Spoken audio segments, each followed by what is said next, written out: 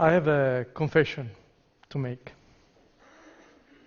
As a scientist and engineer, I've focused on efficiency for many years. But efficiency can be a cult. And today, I'd like to tell you about a journey that moved me out of the cult and back to a far richer reality. A few years ago, after finishing my PhD in London, I moved to Boston. I lived in Boston and worked in Cambridge. I bought a racing bicycle that summer, and I bicycled every day to work. To find my way, I used my phone. It sent me over Mass Ave, Massachusetts Avenue, the shortest road from Boston to Cambridge. But after a month that I was cycling every day on the car park Mass Ave, I took a different road one day. I'm not entirely sure why I took a different road that day, a detour. I just remember a feeling of surprise. Surprise at finding a street with no cars, as opposed to the nearby Mass Ave full of cars. Surprise at finding a street draped by the leaves and surrounded by trees. But after the feeling of surprise, I felt shame. How could I have been so blind? For an entire month, I was trapped in my mobile app that the journey to work became one thing only: the shortest path. In this single journey, there was no thought of enjoying the road, no pleasure in connecting with nature, no possibility of looking people in the eyes. And why? Because I was saving a minute out of my commute.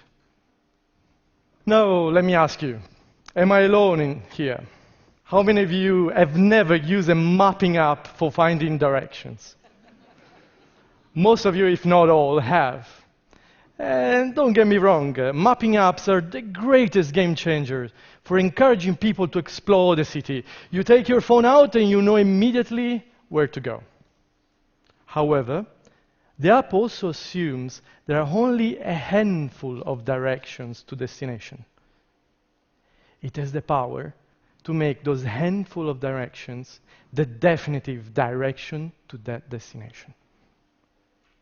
After that experience, I changed.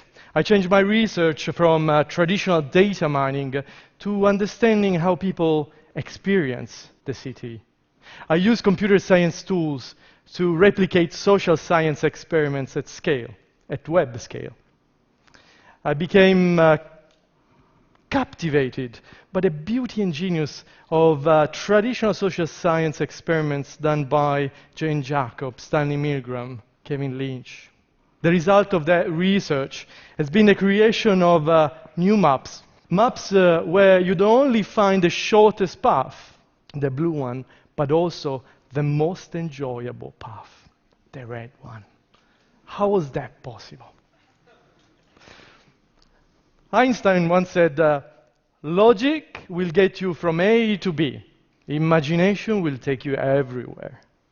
So with a bit of imagination, we needed to understand which parts of the city people find beautiful. At the University of Cambridge, with colleagues, we thought about this simple experiment. If I were to show you these two urban scenes and I would ask you, which one is more beautiful, which one would you say? Don't be shy. Who says A? Who says B? Brilliant.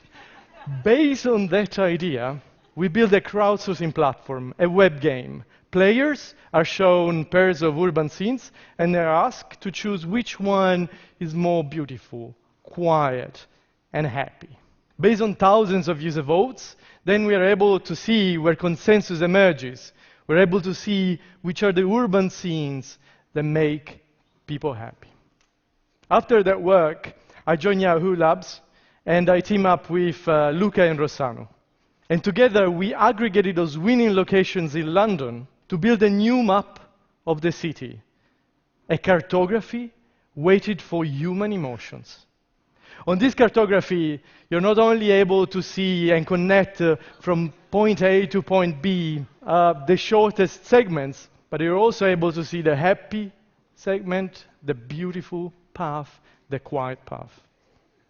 In tests, participants found the happy, the beautiful, the quiet path far more enjoyable than the shortest one.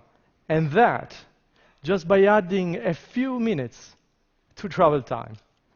Participants also love to attach memories to places. Shared memories, that's where the old BBC building was. And personal memories, that's where I gave my first kiss. They also recalled how some paths smelled and sounded. So what if we had a mapping tool that would return the most enjoyable routes based not only on aesthetics, but also based on smell, sound, and memories? That's where our research is going right now. More generally, my research, what tries to do is to avoid the danger of the single path, to avoid robbing people of fully experiencing the city in which they live. Walk the path through the park, not through the car park, and you have an entirely different path. Walk the path full of people you love and not full of cars, and you have an entirely different path. It's that simple. I would like to end with this thought. Do you remember The Truman Show? It's a media satire in which a real person doesn't know he's living in a fabricated world.